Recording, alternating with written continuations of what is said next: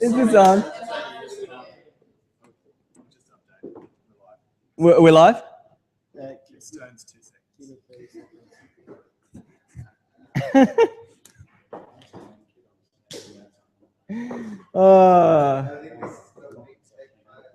It's all right though. Wow. Time is ticking. Wow. Well, they should have come down in person. Hill, or what was the story? 4.5 hours flight. That'll teach you for not coming down in person. That'll learn them. What's that? Yeah. Darwin. Yeah. Wow. This is our first tech issue. Now we're going to draw lucky draws, or we just kind of leave that sort of. Wow. Is that? Wow, that's really lucky. Yeah, this was speed bubbles. I'm very lucky. I'm very lucky. Okay, so they'll all win a prize, will they? Or I'll attempt we to don't need to do juggle that. assistance dogs We just just to say keep the thank you crowd for that. entertained. Oh, good on you. Oh, no. Thank you. Difficult. Can I juggle some dogs? Assistance dogs. This is what it's all about. Ooh. Assistance dogs. Not an easy juggle. Can I have a go? Have a go. Yeah, because they're not easy to catch. No, they're not easy to catch. Ooh. What's that? 5 or 6 doggies. Oh! With the bung knee. Yeah. That was I couldn't get those ones. All right, Travis, we're live on the air. Okay. Yeah. We are juggling your curly questions. We have gone barking mad. Do we need to repeat the question or the introduction? I'm going to just summarize the question. Okay, quick introduction. Okay. I'm Tim and I'm a futurist. I'm Glenn and I'm a strategist. I'm JD and I'm a theorist. And I'm delirious and I'm wondering what these people are doing in my bedroom. So we are talking about a project home builder in Darwin. They build homes that have been designed with specialists for the tropics environment. Their issue is, how do you have a go-to-market strategy when your product is unbelievably low price, so people question the quality when your value is really high? And our 9 minutes starts right after this.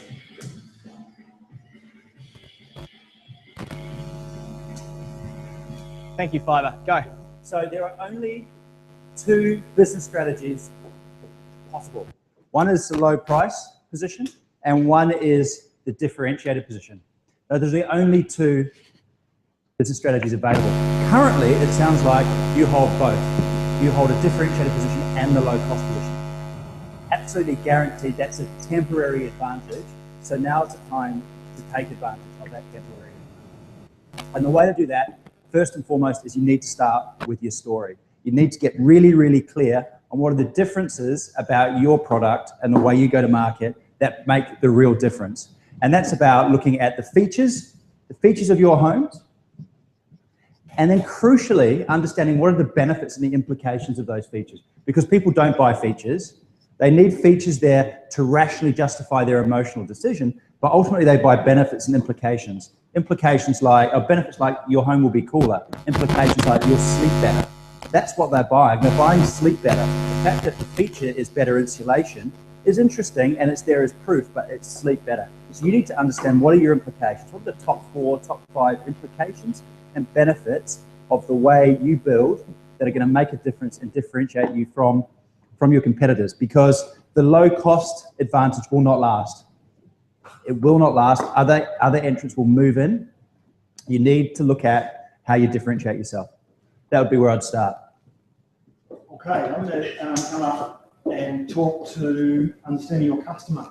So if you haven't started already, go and talk to as many locals as you possibly can about not buying the house or trying to sell it, but if we were about to come to market with something like this, what would that look like for you? What would be the features, capabilities? What would you be looking for in the house? What would the price point be to enable you to get better market research? Now, 2 things will come from that. One is hopefully a whole bunch of opportunities of learning of where people are at. And then secondly, you may actually start generating a little bit of a pipeline, understand a little bit more about some of the local conditions and processes, and again, some of those price points.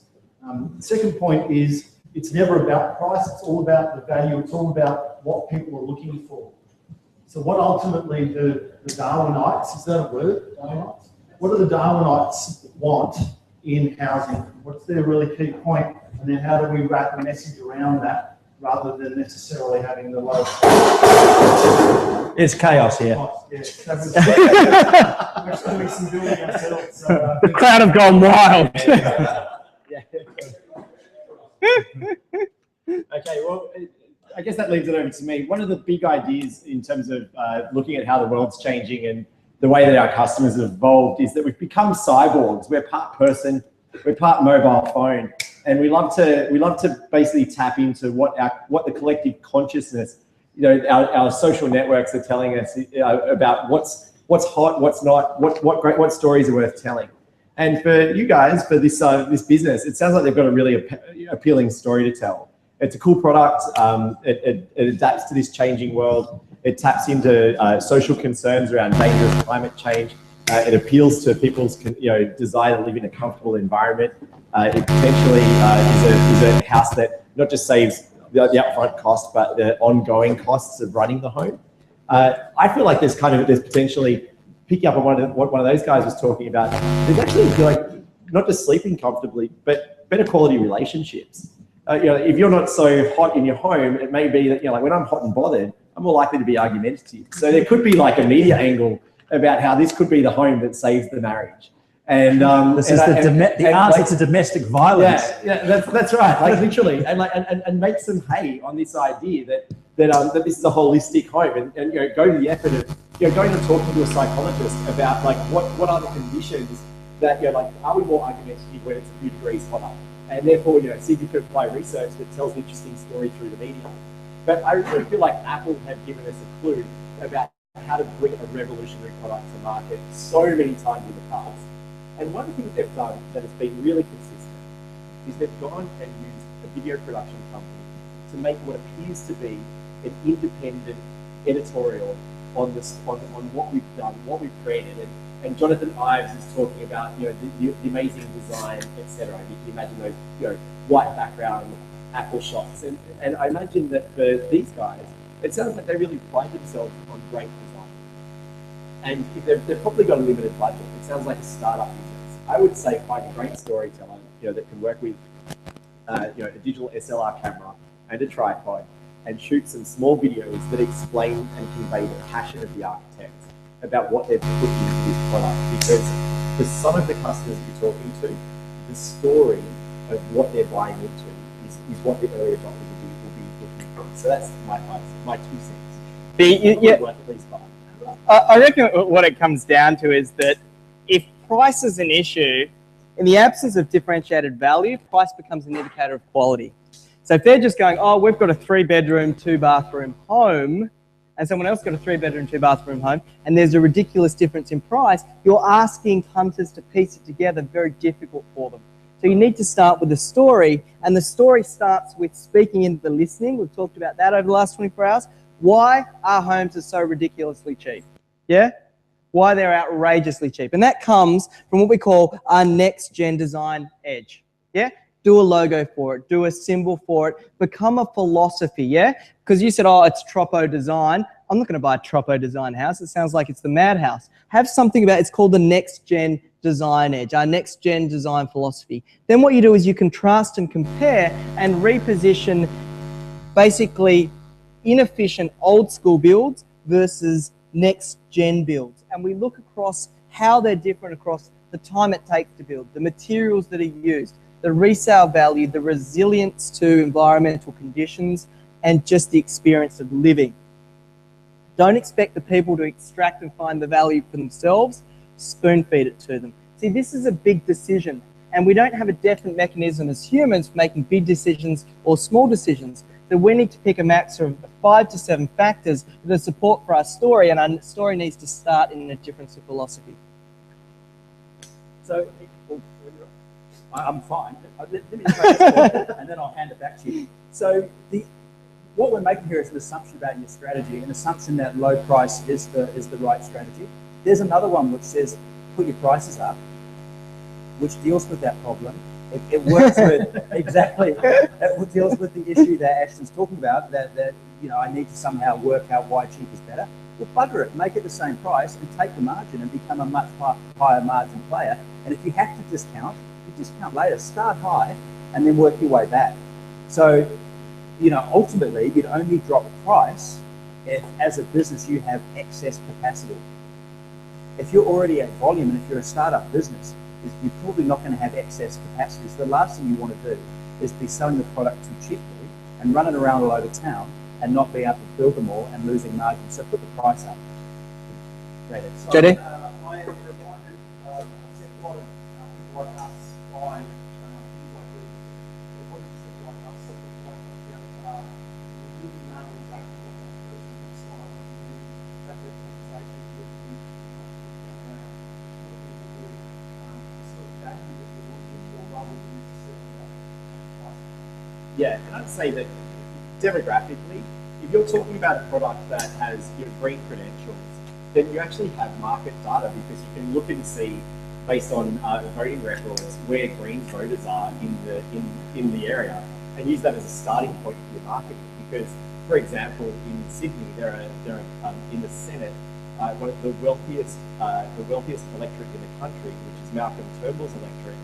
30% of the voters in that electorate vote for the Greens in the Senate. And so what you've got is incredibly wealthy, successful people who have a social conscience and environmental conscience and say, you know what, I'm prepared to vote my values, not my finances. And it could be that those same people are the early market, the early adopters for a product like this. And which ties into what Len was saying. So, price up, brand your process, reposition the others as old school, and get cred from those with cred. So that's your 4 steps. Okay. There you go. All right. Do we get another text through from Darwin, see if we stumped or passed? Check your phones. All right, everyone up, 3, 2, 1, stumped or passed. Here we go. Yes. Oh, Thanks, guys. 110 not out. 110 not out. All right. Do we have any questions particularly around sales or a lens on the future?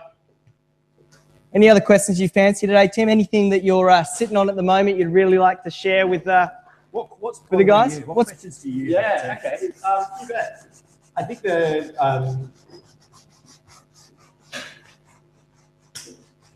I'll tell you. Here's a question. For me, in my business, I talk about how the world's changing and how we adapt to a changing world. I'm considering having a public offering, but I've never done it. So for 10 years, the only people who have ever seen me talk about the future are people whose client or whose provider. This is not a share offering. This is So basically, so the question is, what are the early steps that one would take from going from, like, this is a tried and effective product, talking about the future, adapting to a changing world. That's what I do with business clients.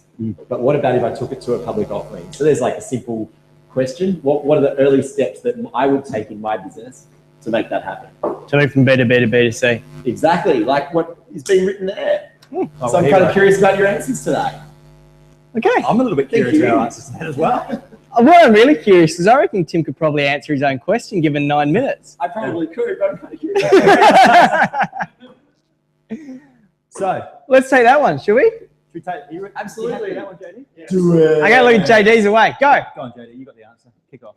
You can ask clarifying questions if you like about what I do, or if you like, or you can just. All right, just started the clock. Please tell us what you're doing. Okay, we're going to reset the clock. Started. It's a reset. It's a reset. It's a reset. So we have a reset situation. That's unheard of.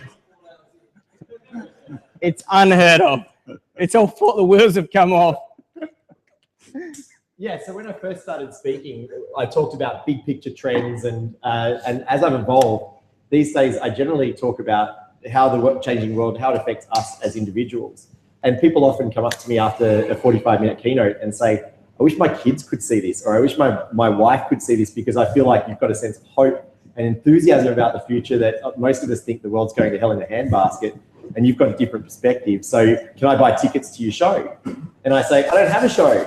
And so the question is, well, how do I have a separate, like I might do a tour around the country where one night only and have a chat with a room full of people about our changing world. How do I do that without cannibalizing my existing corporate product? Because it might be that I go out on a limb and it's a lot more perhaps controversial, or I bring my politics in, which I tend to mostly leave at the door when I'm doing my professional work, out of respect for the diversity of views in the audience. Okay, good enough. Good enough, JD? Early steps. Early steps. Okay, and go. All right, so let's kick this one off. Where I'd start, and it's weird talking to the camera when the question's behind me, but It's like a pantomime. It's behind you. I'll be watching this later, so It's behind you. So Let's be when I'm in my underwear. So my start point would be use your current audience as a conduit to the new audience. So business becomes the conduit. So that's the principle. Now, where I see an interesting opportunity around that, for example, is festivals. So you need to sell yourself into the festival as essentially an entertainer, an informative, educative entertainer. And there's big festivals. I'm thinking Byron Bay Blues and Roots Festival. I'm thinking there's a bunch of them where there's lots of small tents that sit around the main stage where people are looking for interesting additional educational content. That's where you find a lot of people talking about kind of new age, organics and ways of life, etc. It's a great place for a futurist to be as essentially an entertainer. But what's interesting about it is you're building your consumer audience or your B2C audience through a B2B conduit because you're selling to the festival. So that's just one example as a principle, is use B2B as a conduit.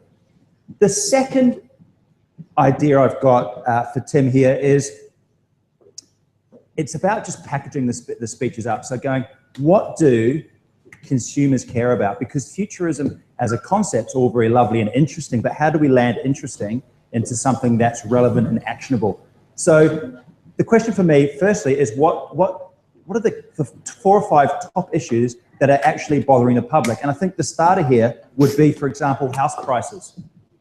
So, mate, you can see into the future. What I want to know is what a house price is going to do in 5 years, 10 years, 15 years' time. Now, the truth is nobody knows, but we can have a great crack at it using futurist concepts and ways of thinking to get at that. So you put on a public offering around, come and find out about where house prices are going to go and what to invest in now because we can see the future. It's the crystal ball show. And I think it's the key to it, though, is to anchor it in something that consumers care about. Find those points, find those ways in. Tim, done? Right, Are we done? Yeah, no. You passed. No, JD, the other two what do you got? I'm going to jump in with a leverage license component. So rather than the IP that you're already delivering, how can you license that? How can you create checklists, processes, etc., enables people to take your message after you've spoken and also drive some of that additional revenue? What's the leverage piece for that? What is the value piece? So what is it that they do value? And how do we drive that in a bigger, wider message? And almost like a subscription type side if there's some ongoing messages to enable them to continue that future process. And the last thing is, from a futurist perspective, how do you get the audience to engage with some of those messages, understand where they're at now, where they want to be, and then some way control that, track that, and create some revenue streams potentially around it. Thank you. Nice. Okay, Hey, yeah, you're going to have like 2 goes. So, Barty obviously just read what I put up on the board because I said that your feedback form, I think it's worth testing 2 ways. One is Tim also speaks on X, Y, and Z in terms of other topics that are linked to consumer lens, or Tim also speaks to A, B, and C. So I think there's a really interesting segmentation or targeting thing now that says, do we target by topic or do we target by audience? So who is really identifying with a particular topic or audience? And I think what you should do is also, because there's 3 steps on that. Do you understand it? do you want it? 3, are you prepared to part with cash to do it? So you can have give us your credit card to reserve, almost like a Kickstarter, because your time's really valuable, because Tim sells his time, actually have a sort of pre-registration. So actually ask for credit card details, ask for commitment so you really get a sense before you go and build the content. Yeah. A hypothesis worth testing is, I think if you look at, when you're just talking about the future and what that holds, I think Generation Connect is a really interesting place, because you've got kids coming through, you've got parents and you've got grandparents, all with different pasts, all living in the same future. And I think somebody to speak on basically that common future and understanding the differences and helping connect the different generations is always going to be really relevant and really topical. And people need help with that, because the roles and the definitions of being a child, being a parent and being a grandparent are changing much faster than our ability to redefine those things. I think that's really interesting. What I'd love to see you do is also have a model. Yeah? And whether it's about, because the humans are evolving at a certain pace, and technology in the future is evolving much faster. So if you had Tim's point of view, the model that's needed for us to, as a group, work together, for us to, you're very passionate about the planet, for us to have a sustainable future. There's 4 lenses where the content will always change, but the model doesn't. And that's what I think is really important. So rather than a talk, I think we look at a point of view or a model where the framework is unchanging, because these are the lenses that matter. Because if you link it to evolution, because our evolution is very slow, but our future is very fast.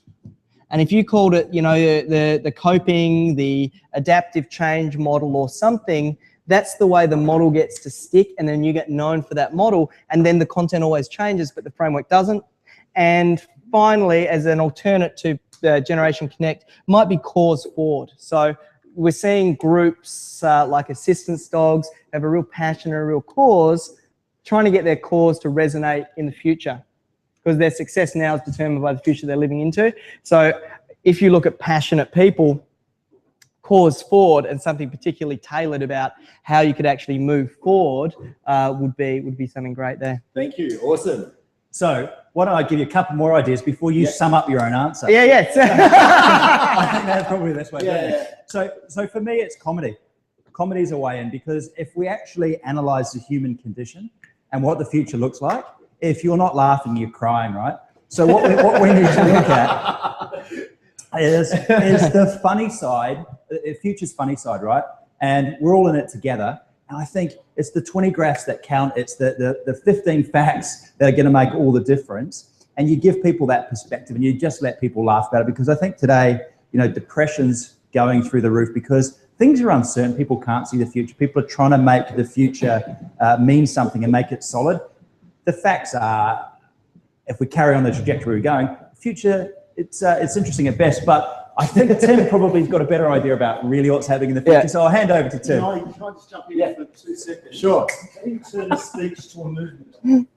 So how do you create a movement where everyone is absolutely sharing your passion? I'm reminded of Simon Sinek's what, how, who, why. What is your why, and how do you get people creating more of a movement around that why to drive the greater message? When Malcolm X did the talk, and had hundreds of thousands of people, there was no Twitter, there was no social media to get people there. They were there because of his passion. So what does that look like, and how do you create a movement out of it rather than just a talk? And how do you sum up in 40 seconds? Go. Okay, here's what I've heard. It sounds to me like there's a really thin end of the wedge opportunity to go and find an existing consumer market that someone else is already bringing together, and that's the festival market. Now, I've been positioned for a few years as a fun futurist. There's about 12 futurists in the country. I just decided to be the fun one. It's quite a serious topic. So I really connected with what you were saying about comedy, and I think that I can really amp up the fun even more than I do in terms of the way that I interact with the public audience. I loved your idea about purpose and how you turn a speech into a movement. Thank you very much. And Ashton, the model just resonated so clearly. So it seems to me like we're on a winner. Thank you guys so much. So much to do this on stage. So Tim, Stump your part. I got more questions with that.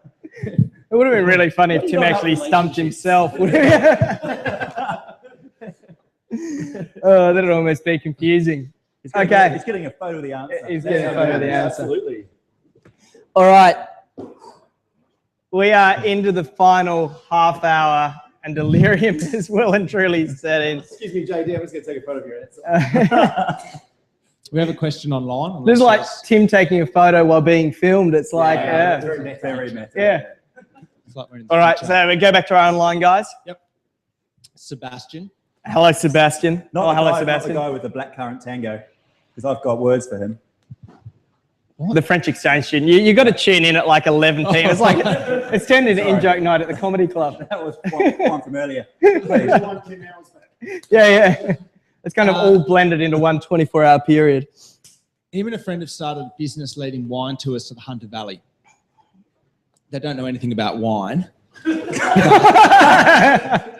but they're both comedians. This is going to be a short answer. Oh, really? Right. But they're both comedians, so they can potentially have a lot of fun.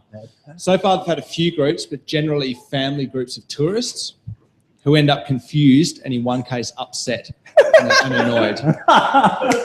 Needless to say, they don't want to spend money on advertising, but how do they dominate the market against all the other boring wine tourists? That's gold. Oh, wow. Okay, I'm going to jump in first. Then. We can't clarify this question, can we? No. Is it a What's it sensible clarify? question? So how does comedy wine tours win? That's the question. Yeah. Right? Win with comedy wine tours. All right. Yeah. Let's, should we go? Yeah. Okay, away.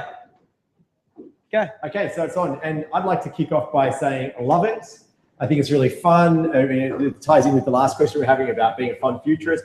Why not a fun wine tour? 80% of us really could not, if we're honest. I think, like, I've gone to a party, perhaps you have too, where the brown paper bags are lined up, and we've got bottles that are worth hundreds of dollars, and we've got bottles that are worth 12. And I've observed that not everyone around the party can tell the difference. And I think that playing on the fact that the vast majority of us just enjoy the fun and the atmosphere around wine is really exciting. So first of all, thumbs up for the idea. And I think playing on that idea that perhaps you said they don't know a lot about wine. My suggestion is that they do need to learn enough about wine that they can make fun of it, and that they can be playful with it, and that they can, and because wine is, as someone that's worked in close to the industry, it's often about the story.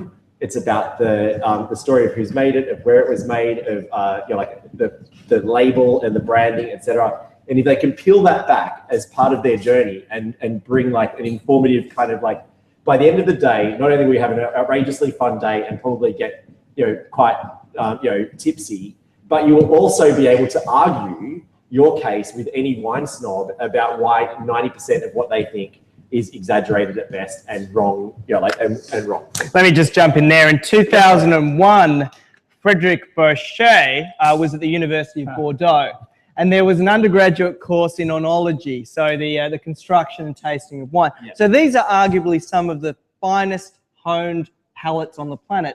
Now they ran a blind taste test, Yep. and out of 57 students, so in their penultimate year, who could tell the difference between red and white? Zero. Zero, absolutely, because Frederic Brochet was a particularly tricky little Frenchman, and he took the white wine and just put some colorless, and put some tasteless food dye in it. So these wine students are quaffing it and talking about the jamminess and the crushed berry tones and all the rest, and they're tasting a white wine. Completely different tasting palates. It's those stories and basically arming the guests with the reason that actually 99% of this stuff is nonsense, and giving them permission to have fun with it. Because what you're looking for is, it's like when you're drinking beer, it's called the bar defense. Yeah? So why are you drinking that beer? Because of this. Why did you go on that wine tour? Because most of wine tasting is actually nonsense. Here's the 3 reasons why. Giving themselves permission to have fun. I love it. Yeah? Yeah, where do I sign? So What have you got, JD? I'm going to jump in. It's all about the product.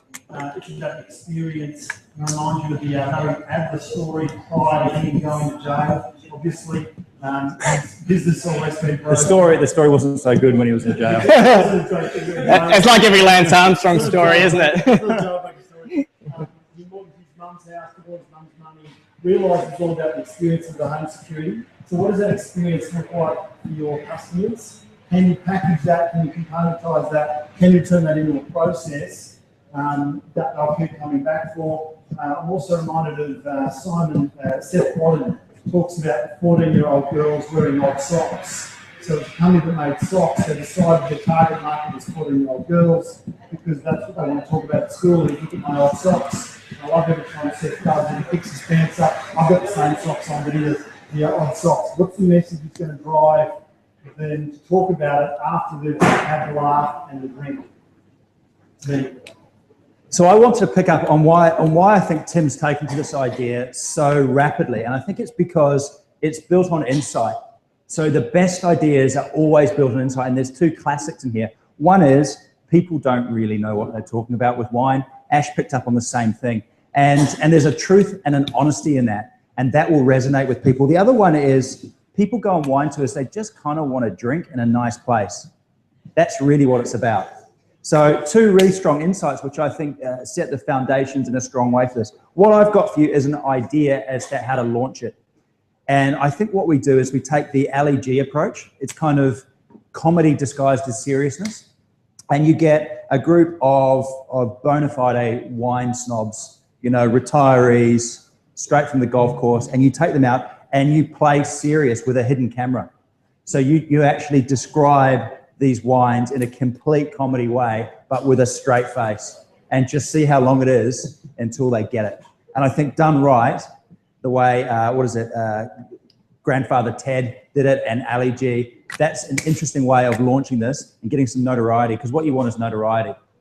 It reminds me of the Fawlty Towers experience. You know, people just want to go to the experience to have the piss taken out of them. And I think there's the opportunity for you to do the same thing. Any more? Is that it? All right, so just in summary, the first thing is permission to have fun. So the reason people are getting upset is that you haven't given them enough of permission to have fun. So I think having a crack at the industry is the first step. The second thing there is you do need to do some wine tasting bits, but just enough.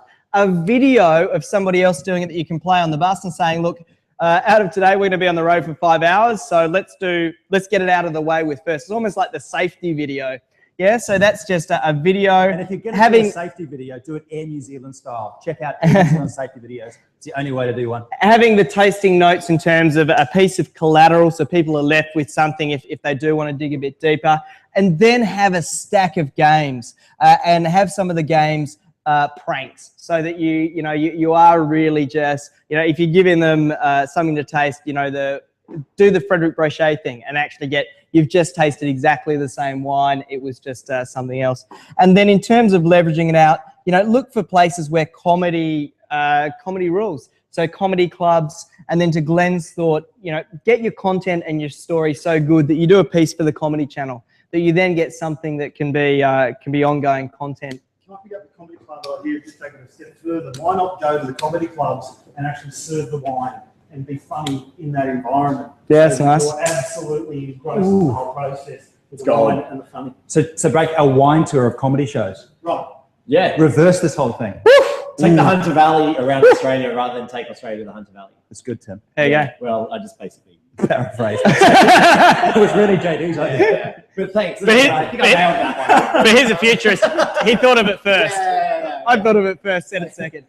This is a marketing day. Yeah, I think I nailed the packaging. All right. There's more. There's more. I just want to throw out there that something about online content. Cory Doctorow put it beautifully. He says that the biggest challenge we face isn't piracy, people stealing our ideas. It's obscurity, people not knowing just how great our ideas are. And for these guys, the biggest challenge they face is people not realizing how fun they are. If they do have a couple of videos or some online content that can be shared around the web, don't be afraid to give it all away for free. All the funny things they know to say, get it on the web. Because the reality is, if they're as fun as I believe they would be as comedians, it's not what they would create isn't just like funny gags that they know to say at the right time. It's how they interact with the group. It's how they get the group sharing with each other.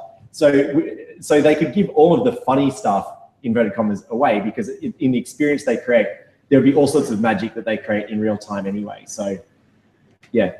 Magic's actually nice. Actually have some sort of magic trick or something that's visually interesting that then the members can share back. Because you go on these wine tours and you don't have a reason. A Mythbusters Yeah, for wine, yeah. they put online, that is their marketing. Yeah. So I'm going to throw one more in. Please where do the people go for wine tours? Often they go to the visitor centre. So why don't we go to a visitor centre and crack everyone up who comes and tries to grab a brochure for some boring vineyard.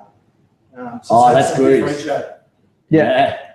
And the other thing is that I'd make sure that in whatever vehicle they're doing, that's the ad for it. So make sure the vehicle has some sort of comedy aspect about the vehicle itself. So make sure that the vehicle is a billboard. That doesn't cost you a lot. And there's some really good examples of doing quite remarkable things with vehicles that really get standout. So Craig Rispin, the futurist, actually had a screen in the back window of his car, like a full TV screen of him presenting, which got him stopped and traffic lights and probably arrested, but actually got noticed. So get noticed first. Okay, that's it. Great work. Good problem. Good question. Sign me up. Okay. I think everyone up. Let's check in. Yeah. Thanks, Thirsty. Good. JD. All right, so I think we got time for one question. Before we do a full wrap, thank you. Yeah. Hope so. We got a question from the audience. We're going to go to online. This is the last question. This is the last. I own and sell a dollar-based mongrels keep coming around this on my product and bring people in Sydney. But the wine I serve's very good. How do I defeat that? Do we let that be? Yeah, no, I think we might take one from the online panel. I've got a question. I got a question that I can think of straight away. Oh, we'll grab Do you one. have one on the web? Yeah, we've got Let's get a stacks. do we have a question? We have more audience members streaming in here. Streaming to see in. the finale. It's the 113th question. Did you mark out the last one? Yes, it's All right. 113th. It may have been asked because I left it earlier. I wrote it down and left it. Did the question about market creation get asked at kind of the beginning of the hour? Yeah, that was about 2:35, I think. So you'll need to watch the whole 20. No, all right. About 12. All right. So what was the question? And we'll just double check. The question was, Can we have the microphone for the gentleman? so if it's been asked, please let me know. So a brand new startup is called Works. It's spelled WX. Spelled wrong. Well, I'm dyslexic, so it's spelled any way I want to spell it. So the question is, Works' market. Can I read out my writing? Works' market is the dissipated set of people who open Excel and put in formulae. The possibility exists for the market is everything from novices to experts, from people who use it every day to use it once in their career. From an economic perspective, our technology enables this market to move from time-based to value-based remuneration. So a reasonably large change. So here's the question. The question is, how do we go about this market generation? Now, this is not a two-sided marketplace question, just to clarify. I'm completely confused on what the product is. Yeah. So what does the product do? It basically brings the power of programming to the spreadsheet world. To improve performance. I don't get it. Not performance, to expressibility. It's a language problem. So it takes the things that the software engineers have been doing for years in terms of power and discipline and says, here are some tools that allow you from where you sit to engage with that. So Not- really novice to be a not getting it. programmer. No. Two marketeers, a futurist, and a sales trainer, and we've got no idea about Excel. Not an area of strength. So basically, the question is: there's a market opportunity. It's a market that is dispersed, so the people are all over the place. Who are they? Who are Okay. these people? They're people who use spreadsheets. People who use spreadsheets. Okay, that's the market. Anybody who opens a spreadsheet and puts a formula into it, they're the market. Yep. The problem is they're dispersed everywhere, and we're Now, what's their fundamentally changing the Now, what's- economics of that market from people who work they're working there paid for time, Yeah. and we have the ability to change that market to a value-based So market. their problem is that they've been charging for time, and your solution somehow. Allows them to charge for value. What does it actually like? How? What does it do? Well, It's irrelevant? It's irrelevant. It's irrelevant. Well, it is relevant, but it's not going to be communicatable by me in 30 seconds. Well, I put it to you, that's the problem that we should be solving. Yeah, because I don't. Well, if my co-founder was here, maybe he could do it. But So- I'm an abstract. You're a futurist. I'm an abstraction, otherwise known as the vague person. Okay. So we got people who use spreadsheets. So I use spreadsheets. You put formulae in it. If sum X to Y. Fine. Yep. So great. What's the problem? When you do that, you're only being paid for the time that you're sitting in front of the spreadsheet doing that. But are people being paid, because people use spreadsheets and they're not necessarily being paid to use a spreadsheet, it's just a tool, they're being paid to do something else. That's the problem, that's the dispersed nature of the market. So you're talking about the value of what you produce in the spreadsheet. Being able to get, let's say you You do a plot one. let's say you go. I think we're just going to be stumped, don't we? pipeline, you'll get some value of the pipeline as opposed to the time it took you to build that Maybe spreadsheet. I think Those are we're going to take Those stumped and then take another question. So I've got one other clarifying question Sure. to give us a hope of possibly understanding this. So is it people that work, because people are paid salary, they sit in big companies and their job is to make sure all the numbers add up and they use export They spreadsheets? could come live in fish burners and use their content expertise to generate money based on their value. But not they're being their time. paid a salary, so they've got to go sit there at the office and do the thing. Okay, so when I say people, it's sets of people. So it could actually be that department gets paid for its time. That department within that company could now be charged. No, that charged as department is value. now, we've just made a massive cost saving, we're making more margin, we've Sure. outsourced them. Sure. So they've just lost their jobs. So we've got a product that's going to take all the people that use Excel and remove them. Or it'll take remove those their people jobs. that use Excel and get paid wages and allow them to charge a percentage of value. Yeah, cool. Those are extremes. Those are marketing. Those are economic extremes. Being paid for your time is one economic. Is there anyone got any idea? Are we stumped or? No, I think this, yeah, we're stumped. Yeah. Yeah, I'm stumped. I don't know. No, Dude, yeah. Going to mark it You up. got there. I'm happy for us to have a chat after, because like I'm not, Yeah, I 9 just, minutes. I don't know if we're gonna nail it. I don't actually understand. the question. Because for that model to work, Yes. you need to change the entire way businesses Sure. work. So your first challenge is to go to the CEO of Coca-Cola South Pacific and That's not going to work. say, do you know what? You don't need to pay them a salary. You can outsource all the rest of it. So you've got to convince him. And then he's going to put all these people out of work. And he loves to go down and see Julian accounts and says, show me the spreadsheet. So how's it? I don't get how it's going to work. When this exact problem got posed, so the economic problem, not the technical solution problem, but when that exact same economic problem got posed to the current CEO of IBM, she wasn't the CEO at the time. She was a couple of years ago. The person who posed the problem and had proved that it could work got fired. Yeah. Because she realized that her headcount would drop. So that ain't a solution to this. Okay, does anyone in the audience understand the question? Anybody? Okay, I think we're going to take that one offline. Yeah, we'll take a stump. Yeah, we'll take a stump. Taking a stump. We've been Alright. stumped. Chalk it up, Barty. Oh, that hurts. That does hurt. I can't. Our Not last my one. watch. That's it. Hey, Daniel Leake's going to be so Yeah. upset. Yesterday at 1 o'clock, and I decided not to ask the question at 1 o'clock yesterday. Yeah. I still don't know what the question is. Yeah, I still don't know what the question is. Basically, it's a market generation question. How do you generate a brand new market? How do you generate a market for people that desperately don't want the market to exist because it's going to put them out of a job?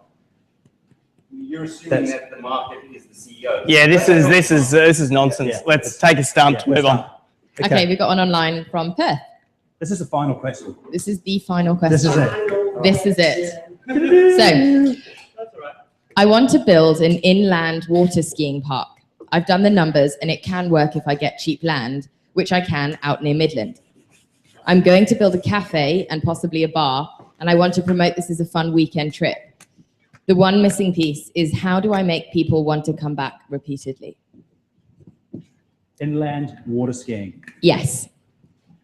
Which can work with cheap land, which he's found, or she. Okay. In a country It where just really hurts if you fall. everybody lives around the water, we're going to take them away from the water inland. Yes, they Okay, are. so that's the challenge. Yeah. Okay, so I just have one clarifying question for anybody. Why we've got so much water you want to ski inland? Yeah. Yeah, they do. Yeah. Sharks. Oh, no boat needed. That's what it is. Yeah. So there's It's a cable. It's a cable scheme. Cable ski. Yeah. Right. So so JD just mentioned in New South Wales, in Penrith, they have Cables Water Ski Park, which is part of the Panthers Football Club complex. The first thing I'd be doing is getting on a flight from Perth to Sydney, drive out to Penrith, and spend. We're going to start. We're starting the clock. I'm starting the clock. All right, let's go. What was the That was bonus answer. What was the question?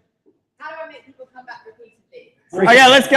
Yeah. Let's go. Yeah, okay, let's do this. So, so I would say the first thing I'd be doing is going to an existing cable ski park, maybe a few, and talking to their customers informally and getting a sense of who's repeating, etc. And honestly, I would do a bit of basic intel work by having a chat with supervisors, managers, and staff about who the repeat customers are. I mean, it's really amazing how an informal conversation can yield such amazing market intel. And frankly, if you just went up to the manager of the resort and said, we're thinking about doing the same thing you're doing on the opposite side of the country for a completely different market, are you prepared to have a meal with me and just sit down and teach me what you've learned? They'd probably say yes. I mean, you're not a competitor. We're thousands of kilometers away. So that would be my first thing. Go and learn from people who are already doing it. Okay. JD. What is the loyalty scheme look like? So what's the value of the people, to your point, who come in the beginning? And then what's that loyalty piece look like? Is it frequent misses on the skis? Is it, what are they doing with the kids? I'm reminded of the model up in Brisbane or in the Surfers Paradise with the Water World.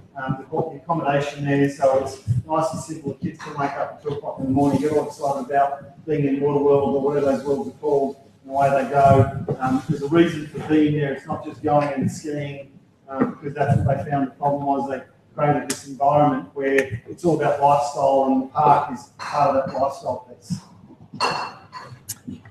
And while the other two are thinking, I did go wakeboarding last weekend, and I did think to myself, man, it'd be pretty fun to own a boat. And one of my friends said, boat is an acronym for bring out another 1,000.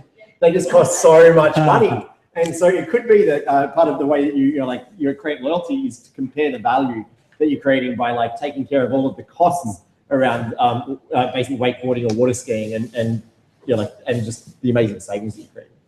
Picking up on exactly that point, Tim, I did a sailing course a couple of years ago, and the skipper, the teacher, said the #1 rule of sailing, and I must get this through to you before we go on, about navigation, night sailing, how to bring down the sails in a storm. These are all important, but the #1 rule of sailing is never sail your own boat. Never own a boat. You always sail someone else's boat. So I think it picks up exactly what Tim's talking about there. It's the price of doing this on the harbour with your own boat is going to be here. So that's the value we need to frame against. What's the cost of doing this for real in the ocean with a boat?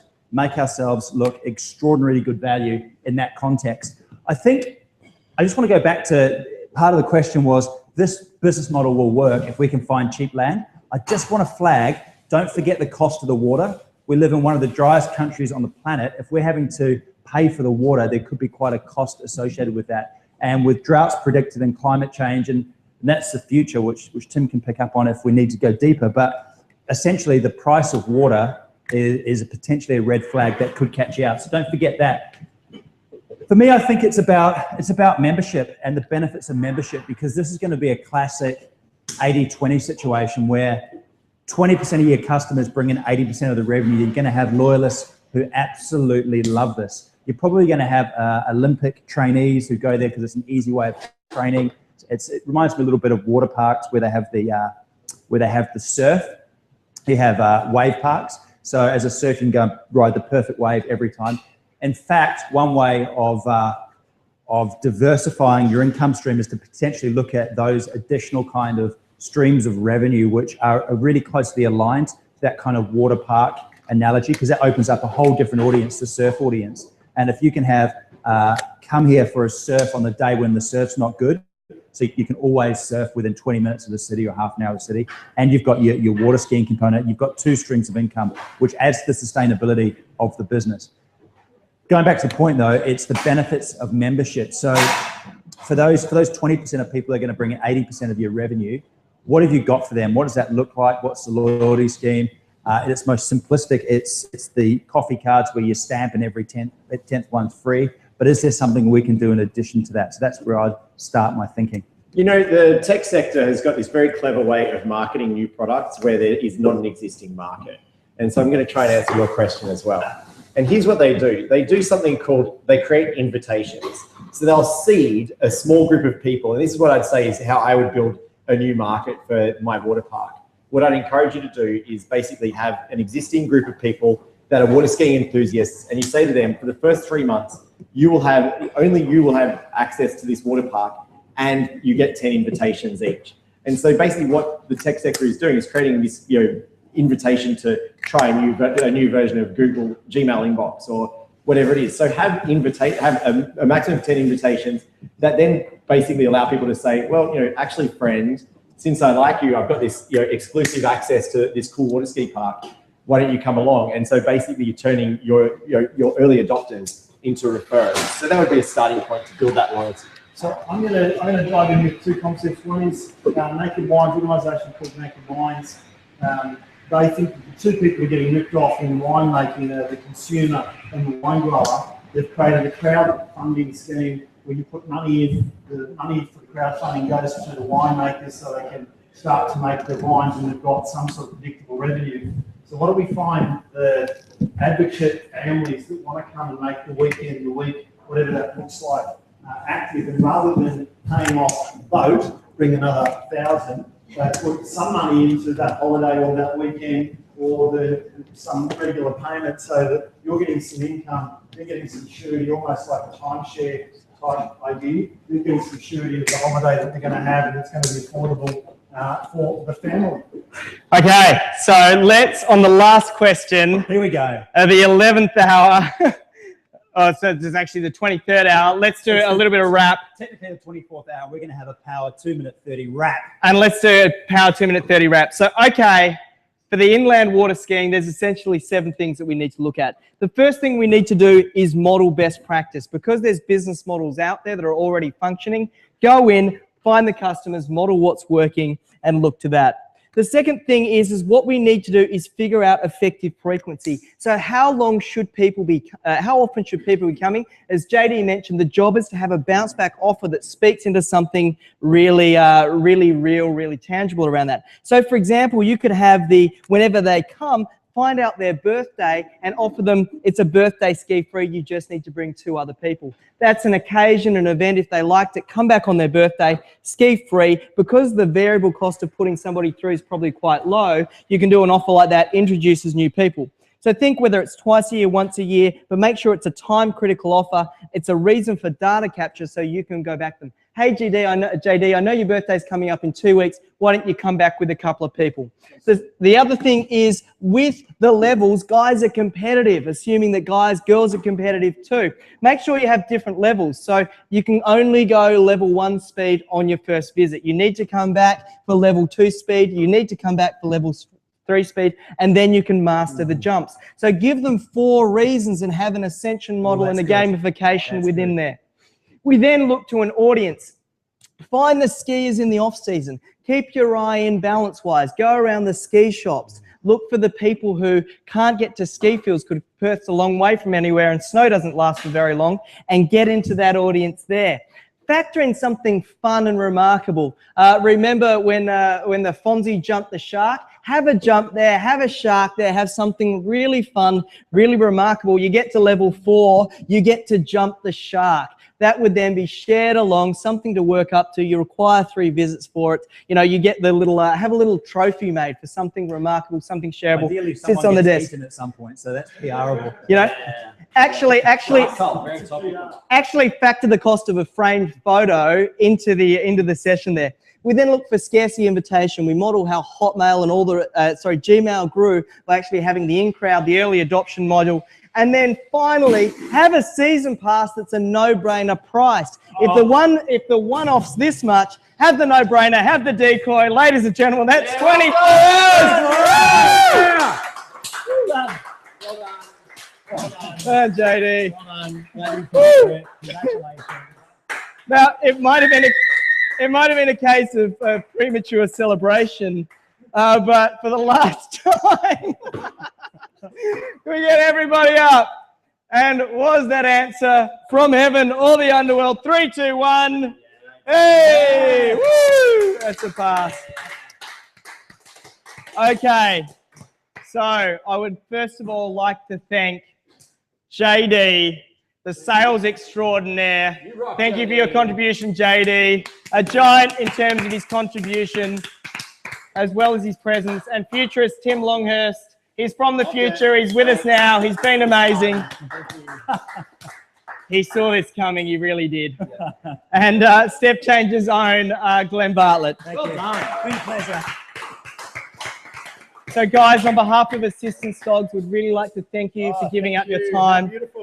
They're both professional speakers, charge a lot for their time, for the value they deliver, and they've given it up as their contribution to Assistance Dogs. Yeah. If these guys are giving you a breakthrough in your business, please get online, go to Assistance Dogs, and just share a small percentage of the value that you're going to get from implementing some of these strategies. That's cool. So please, please do get online. Please follow through. I'll thank the guys. I'll let Glenn Bartlett go. So thank you, Strategy Director Glenn. Congratulations, mate. Good night. And he'll be going to bed. So I guess it's time for thank yous and good night. Yeah, I guess I'm going to need a prompt. I'll actually do it on screen. So 24 hours of Stump the Strategist is over. Our Barking Mad Challenge is complete. We'll just get our resident economist to go over to the board and tally them up. So, stumped. One question stumped. One question stumped. Woo! One question stumped. How many passed? 113 passed, which gives us a net pass of 112 questions in 24 hours. So, round of applause for everyone that contributed. This has been for the charity Assistance Dogs. They do incredible work providing animals that provide a helping paw for those really in need. These dogs change lives, they change communities, families, they make a huge difference. They cost a lot to train, tens of thousands of dollars, but you look at the value, these dogs will work anywhere up over 7 years full-time. It's millions of dollars worth of care, and the return on investment is absolutely incredible. So we've had Richard down here from Assistance Dogs, we've had Opal on stage. Please, a round of applause for our Assistance Dogs who've helped us through. And in terms of helping get us through, we'd also like to thank the Urban Purveyor Group that provided a few cases of beer. So very low on the hangovers. It's the sleep that causes the hangovers anyway, and we've had no sleep. So the Urban Purveyor Group, thank you to them. Probably just in as many questions as we've probably had just as many massages. So a really big call out to the 3-Minute Angels, Andrew Ward and his angels. So for those of you who've been watching and streaming online for the last 24 hours, you might want to call in 3-Minute Angels to get into those corporate environments, loosen up the necks. We don't want any eye or neck strain there.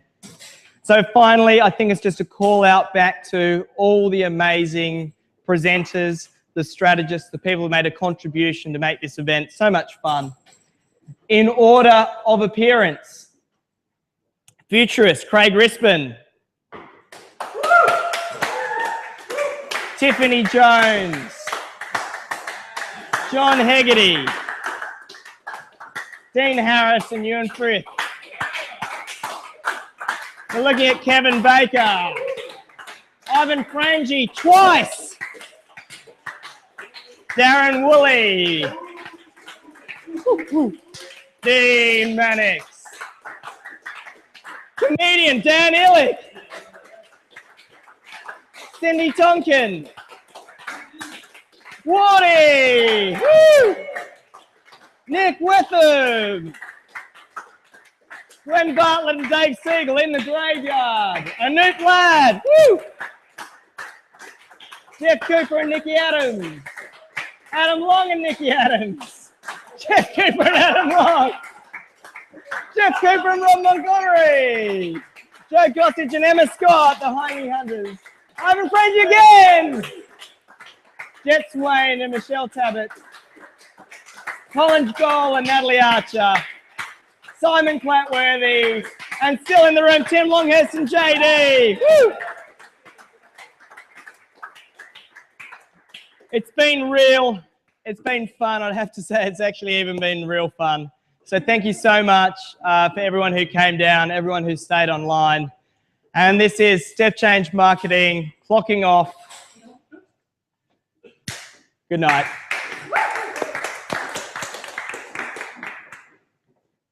Stop the clock. Stop the live stream.